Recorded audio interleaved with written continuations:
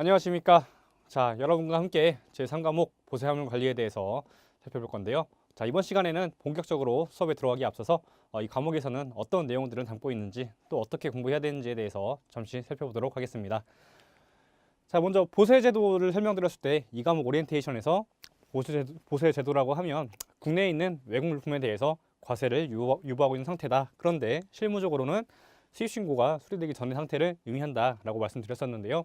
그때 보세 제도라고 하면 보세 구역 제도와 보세 운송 제도 두 가지로 나뉜다고 설명을 드렸었어요. 그러면서 보세 구역에서는 제2과목에서 대부분 이제 뭐 설특허에 관한 내용이라든가 뭐 운영이나 관리에 대한 그 구역 자체에 대한 내용들이 제2과목에서 다뤄지지만 그 일부 그 구역 안에서 이루어질 수 있는 작업들 관련해서는 더 세부적인 내용들이나 뭐 그 화물 관리에 대한 구체적인 내용들은 제3과목에서 다뤄진다고 설명을 드렸었어요. 그래서 뭐 장치나 반입 관련된 사항이라든가 그 밖에 화물 관리에 대한 내용들이 제3과목에서 다뤄지고, 그리고 보세 운송 제도에서도 제3과목에서 보세 운송업자와 보세 운송 절차에 대해서 제3과목에서 더 상세하게 살펴볼 거다라고 설명드리고 넘어갔었는데요.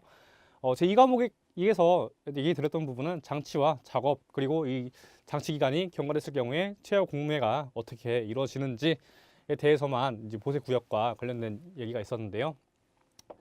사실 제 보세 화물이라고 보세 화물 관리라고 한다면 그 앞에 입항 절차부터 출항 절차, 사실 보세 구역에 들어가기 전에 우리가 화물이 배에 담겨서 입항이 되고 배에서 내려진 상태에서 보세 구역으로 들어가기 전까지 어떤 일련의 절차를 거쳐야 되는데, 그 입항 절차와 또 반대로 수출이 되려면 보세 구역 안에 있던 물품들이 반출이 되어서 배에 적재가 되고 그리고 출항이 되어야 그 보세 구역을 둘러싼 앞뒤의 절차까지 함께 다뤄야 전체적인 화물의 흐름을 알 수 있는데요.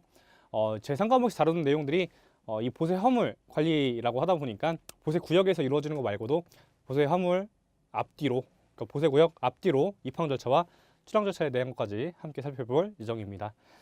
그래서 보세 제도 전체는 이런 식으로 입항 절차, 보세 구역 내 절차, 반출 절차, 그리고 보세 구역 간 왔다 갔다 하는 보세 운송 절차로 나눠져 있는데요.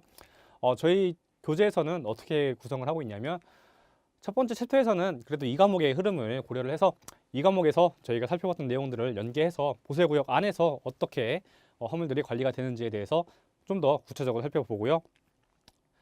그때 장치가 어떻게 되어야 되는지, 장치 장소가 어떻게 결정이 되는지, 그런데 장치 기간이 지나면 체화 공매를 하게 돼 있습니다. 이 장치 기간이 경과했을 경우에 체화 절차가 어떻게 이루어지는지는 사실 챕터 1 제일 마지막에 다뤄주고 있긴 하지만 일단 장치와 관련해서 살펴볼 거고, 그 다음에 반출입과 관련해서 어떻게 또 규정을 하고 있는지, 그리고 보세 구역 내 작업들 있잖아요. 보수 작업, 해체 절단 작업, 폐기 작업, 견본 반출 작업, 이렇게 승인 대상이나 허가 대상이 어떻게 세부적으로 또 규정이 되어 있는지에 대해서 살펴볼 건데요.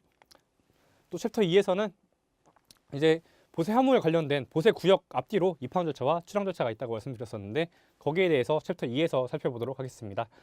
그래서 수입 절차에서는 입항 절차와 하선 절차를 살펴볼 거고요. 수출할 때는 반대로 반출이 어떻게 되는지, 그리고 배에 어떻게 실는지, 그리고 배에 실린 물건이 어떻게 출항이 되는지, 이 반출 절차, 적지 절차, 출항 절차에 대해서 살펴볼 거고, 환적에서는, 환적이라고 하면 우리나라에 들어와서 뭐 어떤 통관 절차를 거치지 않고 다른 운송수단에 적재되어서 나가는 걸 얘기를 하는데요. 그때 그냥 나가는 것이 아니고 환적 신고를 하여야 합니다. 그래서 환적 신고를 할 때 어떻게 절차를 거치게 되는지, 그리고 환적이란 뭐 복합 환적도 따로 있으니까 일반적인 환적과 복합 환적이 어떻게 다른지에 대해서 살펴볼 거고, 그리고 이 수출입과 환적에 대한 것은 물품이 어떻게 나가는지 그 절차를 다룬 것이기 때문에 물적 관리라고 생각을 할 수 있어요. 그렇지만 그 물건을 다루는 사람 이외에 물건 이외에 물건을 다루는 사람인 화물 운송 주선업자에 대해서도 등록 의무를 지고 있는데요. 그 등록 의무를 갖고 있는 화물 운송 주선업자에 대해서 살펴볼 거고, 마지막으로 보세 운송 제도에서는 챕터 3에서 보세 운송 제도와 관련해서 살펴볼 예정입니다. 보시면 보세 운송 제도도 화물의 관리에 관련된 물적 절차와 인적 절차로 구분이 되는데요. 먼저 화물의 관리와 관련해서는 보세 운송에 신고를 하여야 하고, 또는 일부 물품의 경우에는 승인을 받아야 되는데요. 어떤 물품이 신고 대상이고 승인 대상인지, 또 한편으로는 간이 보세 운송 대상이 어떤 물품인지에 대해서 살펴볼 거고, 그 다음으로 보세 운송은 뭐 수입 화물과 해상 화물과 그러니까 수입 화물, 수출 화물, 뭐 반송 화물 같은 경우엔 얼마 기간 내에 운송을 하여야 되는지, 그리고 단계별로 어떤 절차, 또 도착을 했을 때 어떤 절차를 거쳐서 보세 운송으로 끝나는 게 아니잖아요. 보세 운송이 끝나고 나면 다른 보세 구역으로 이동이 될 거고, 다른 보세 구역으로 들어갈 때 어떻게 또 반입 신고나 반출 신고를 할 건지 함께 연계해서 살펴볼 예정이고요. 앞에서 화물 운송 주선업자를 봤던 것처럼 보세 운송에서도 보세 운송업자를 별도로 관리를 하고 있는데요. 이 두 가지 함께 또 살펴보도록 하겠습니다. 자, 그래서 문제가 출제가 어떻게 됐는지를 함께 보면요. 제1과목, 제1챕터 1, 챕터 2, 챕터 3, 이 챕터 3 보시면 보세 화물 관리 제도, 즉 보세 구역 안에서 이루어지는 일들에 대해서 절반 이상이 넘게 출제가 되고 있는 걸 알 수가 있어요. 그 중에서도 특히 보세 화물의 장치, 화물이 어떻게 장치가 되고 그 장치 뭐 장소 결정이라든가 그밖에 뭐 장애 장치 허가 절차라든가 이제 그런 부분에 대해서 주로 많이 출제가 되고 있고, 그밖에 뭐 관리 감독보다는 주로 어떤 작업들 위주로 출제가 많이 되고 있는데요. 뭐 보수 작업, 해체 작업, 절단 작업, 아니면 그밖에 체화 관련된 절차에 대해서도 꾸준히 많이 나오고 있기 때문에 특히 이 세 가지 파트에서 많이 나온다는 걸 알고 가시고요. 그리고 입항 절차와 출항 절차와 관련된 수출입 한적 화물 관리와 관해서는 수출 관련해서는 문제가 거의 나오지 않아요. 이제 한적 화물 관리는 이제 거의 매년 문제가 한 문제씩은 나오는 편이었긴 한데, 수출 화물 관리는 거의 나오다시피 하지 않습니다. 그래서 저희가 봤을 때 출제 경향상 수출 화물 관리보다는 수입 화물 관리에 좀 더 저희가 초점을 두고 공부를 하셔야 되겠다라는 생각이 드시죠? 자, 그리고 그밖에 뭐 화물 운송 주선업자, 즉 인적 관리에 대해서도 매년 한 문제씩은 나오고 있으니까 주로 나오는 부분들을 함께 살펴보도록 하겠고요. 자, 다음으로 보세 운송제도를 보시면 보세 운송제도도 매년 일정 지분 차지를 하고 있긴 한데 거의 모든 파트에서 한 문제씩은 나오고 있어요. 그렇지만 그럼에도 불구하고 수출 물품 등의 보세 운송, 여기서 보셨을 때 수출 화물 관리와 수출 물품 등의 보세 운송에 대해서는 거의 문제가 나오고 있지 않기 때문에 저희가 주로 초점을 둬야 되는 건 수입 관련된 부분이다. 그런데 보세 운송 제도에서는 거의 모든 파트에서 한 문제씩 균일하게 문제가 나오고 있으니까 보세 운송 제도는 모든 흐름별로 주로 주요하게 다뤄지는 부분들을 살펴봐야겠다라고 전략을 세우시면 될 것 같습니다.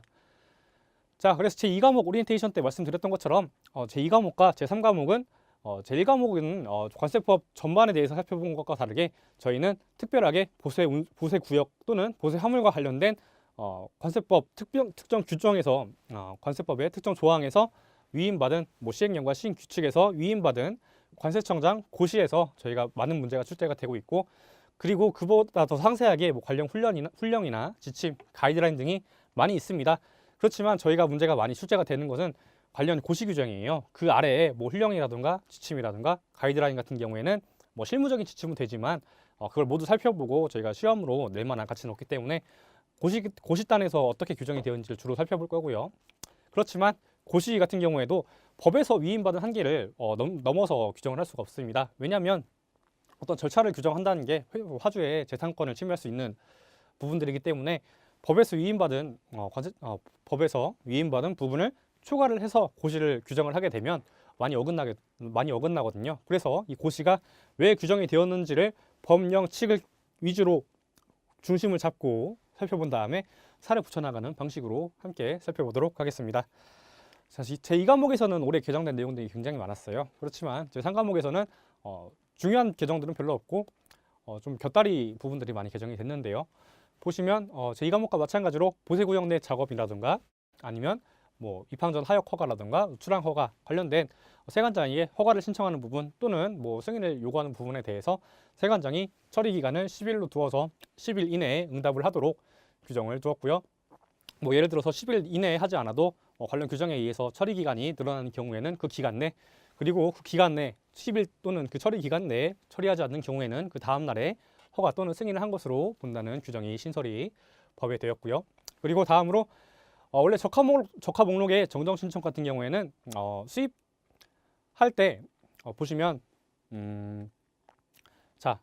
적합 목록이라고 하면 입항을 해서 들어왔을 때 입항 보고를 할 때 작성하는 게 적합 목록입니다. 자, 그러면 수입 하주 같은 경우에는 이 물품을 입항 후에 보세 운송을 통해서 받게 되겠죠.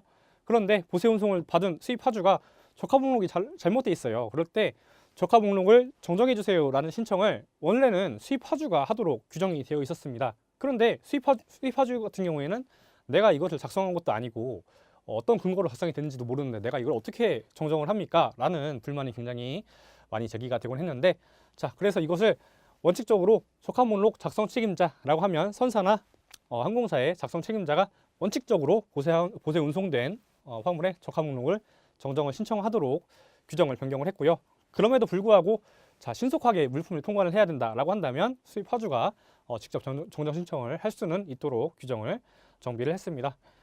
그리고 그 밖에 일시 양육 절차나 일시 적재 절차를 고시상에 명문화 시켰는데요. 법에 있던 내용들을 고시에 좀 더 세부적으로 풀어 넣었습니다. 자, 그리고 마지막으로 항공 화물 중에 하기 결과 보고를 해야 되는데, 이상에 있는 경우 항공 화물 하기를 했을 때, 즉 말하자면 비행기에서 물품을 내렸을 때 이상이 있다라고 한다면 즉시 그 다음 날 오전까지 보고를 하여야 되는데, 원칙은 당일 보고가 하기 보고의 기한인데, 특히 탁송화물 같은 경우에는 이 길 오전까지 할 수 있었던 것을 이 길 18시까지 하도록 연장을 했습니다.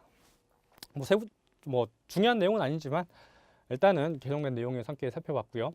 뭐 중요하다고 한다면 이 부분이겠죠. 적합 목록 정정 신청 같은 경우에는 거의 매년 출제가 되고 있기 때문에 자, 이 부분 아마 올해 문제가 나오지 않을까 싶은데요. 일단 이 부분 이 부분을 챙겨 두시고, 자, 이제부터는 본격적으로 저와 함께 제3과목 보세 화물 관리에 대해서 살펴보도록 하겠습니다. 감사합니다.